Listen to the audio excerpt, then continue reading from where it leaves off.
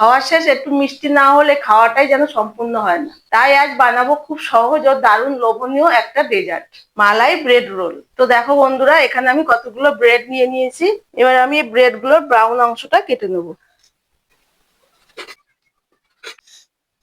দেখো বন্ধুরা, ব্রেড গুলোর ব্রাউন অংশগুলো আমি কেটে নিয়েছি।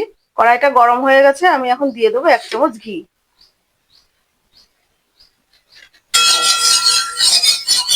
এখানে আমি নিয়ে নিয়েছি 1 বাটি সুজি। কড়াইতে এখন আমি সুজিটা দিয়ে দেবো। সুজিটা কিন্তু বেশি ভাজা যাবে না, হালকা ভাজতে হবে, নইলে লাল হয়ে যাবে সুজিটা। এখানে আমি মিডিয়াম সাইজের 1 বাটি লিকুইড দুধ নিয়ে নিয়েছি। এখন আমি সুজির মধ্যে দুধটা দিয়ে রোলের জন্য পুর তৈরি করে নেবো। সুজিটা হালকা ভাজা হয়ে গেছে, আমি এখন দুধটা দিয়ে দেবো।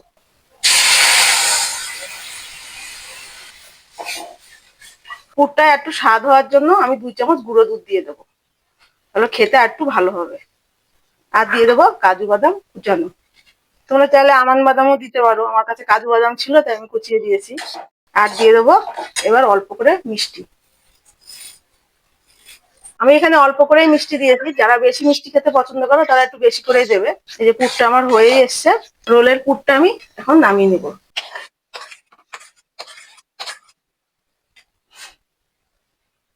এবার আমি পাউরুটি গুলোকে একটা একটা করে বেলে পাতলা করে নেব। এটা কিন্তু আস্তে আস্তে বেলতে হবে বন্ধুরা, বেশি জোরে বেললে কিন্তু এটা ছিঁড়ে যেতে পারে। এই দেখো, ঠিক এইভাবে পাতলা করে বেলে নিতে হবে। এবারে আমি আর একটাও করে নেবো এইভাবে। একবার শুধু তোমরা এই মিষ্টিটা করে খেয়ে দেখো, এত সুন্দর লাগে খেতে। ওই যে আর একটা করে নিলাম। এভাবে আমি সব ব্রেড গুলো বেলে নিই। যে পুরটা আমি করে নিয়েছিলাম সেটা এখন পাউরুটির ভিতরে দিয়ে আমি রোলটা করে নেবো। এই যে 1 চামচ পুর আমি দিয়ে দিলাম এখানে। এটাকে একটু হাত দিয়ে আমি সমান করে একটু লম্বা করে নেব, তাহলে পুরো এই মাথা মাথা পুরটা থাকবে। এবার আমি এটাকে এইভাবে গোল রোল করে নেব। এই দেখো কত সুন্দর রোল হয়ে গেল।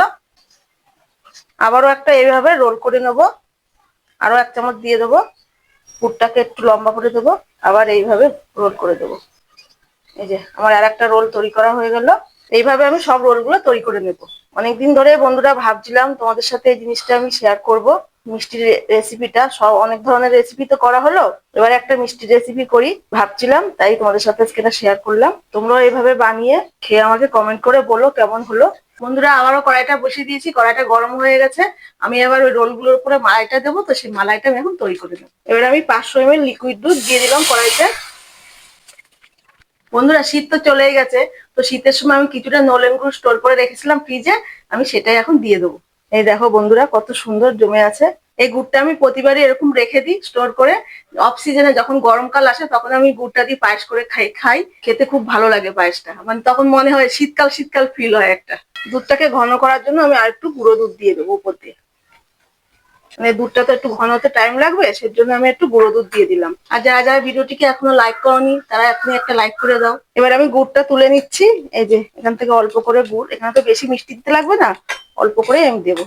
1 হাতা গুড় তুলে নিলাম, এটা এখন আমি দুধের মধ্যে দিয়ে দেবো। চামচ দিয়ে আটকে গেছে তো, চামচ দিয়ে দিতে হবে। এটা দিলে, গুড়টা দিলে টেস্ট হবে, রংটাও বেশ সুন্দর হবে। মালাইটা দিয়ে পুরো একদম শীতকালের গুড়ের গন্ধ বেরোবে, তো খুব সুন্দর গন্ধটা বেরোচ্ছে এখনই। মালাইটা হতে থাকুক, মালাইটা হয়ে গেলে ফিরে আসছি। এই যে বন্ধুরা, মালাইটা পুরোটাই রেডি। খুব সুন্দর একটা গন্ধ বেরোচ্ছে গুড়টা দেওয়াতে। এখানে আমি 4টে ব্রেড রোল সাজিয়ে নিয়েছি, এবার আমি মালাইটা উপর দিয়ে দেবো।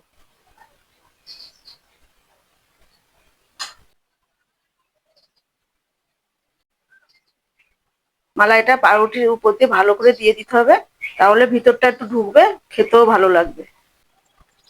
এবার উপর থেকে আমি একটা করে কিশমিশ দিয়ে দেবো, দেখতে সুন্দর লাগবে। এটাকে আমি কিছুক্ষণের জন্য রেখে দেবো, একটু ঠান্ডাও হবে, মালাইটাও ঢুকবে ভিতরে, খেতেও ভালো লাগবে। মালাই ব্রেড রোল গুলো পুরোপুরি কমপ্লিট হয়ে গেছে। তাহলে ভিডিওটি যদি ভালো লেগে থাকে একটা লাইক করে দিও, আর চ্যানেলটিকে সাবস্ক্রাইব করে দিও।